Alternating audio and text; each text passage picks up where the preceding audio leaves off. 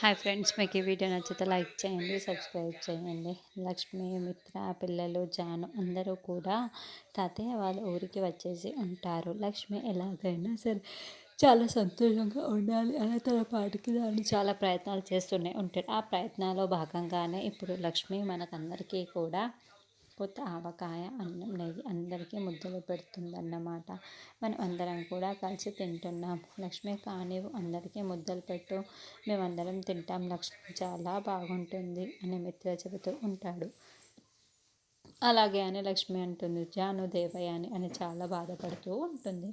చూడు లక్ష్మి, అందరికీ ఇలా గోరుముద్దలు పెడుతున్నావు కదా, ఇప్పుడు మీ జీవితాల్లో, అక్క చెల్లెళ్ళ జీవితాల్లో జరిగిన సంఘటనలన్నింటినీ కూడా కథలుగా చెబుతూ మాకు ఈ ముద్దల్ని తినిపించు లక్ష్మి, వింటూ తింటాము. మీ అక్క చెల్లెలు ఇద్దరు ఉన్నారు కదా, మీ జీవితాలలో మర్చిపోలేని ఏదైనా ఒక ముఖ్య సంఘటనని చెప్పండి. చెప్పు లక్ష్మి, కమాన్ లక్ష్మి అని చెబుతూ ఉంటే వివేక్ చాలా సంతోషపడుతూ ఉంటారు.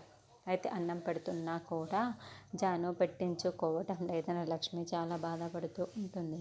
అయితే జానుకి ఏవో కొన్ని విషయాలు గుర్తుకు రావటం వల్ల ఉన్న పలంగా జాను మనసు మారిపోతుంది. కంటి నిండా నీళ్లను పెట్టుకొని లక్ష్మిని తెలుసుకుంటూ నాకు ముద్ద పెట్టు అని చెయ్యిని చాచుతూ ఉంటుంది. దాంతో లక్ష్మి పట్టరాని సంతోషం, ఆనంద బాష్పాన్ని కారుస్తూ అన్నం ముద్దని జాను చేతిలో పెడుతుంది. జాను ఆ అన్నం ముద్దని తింటూ ఉంటుంది. లక్ష్మి చాలా షాకింగ్గా, చాలా చాలా సంతోషంగా చూస్తూ ఉంటుంది. జాను అలా లక్ష్మి పెట్టిన అన్నం ముద్దని తింటూ ఉండటంతో దేవయాని షాకింగ్.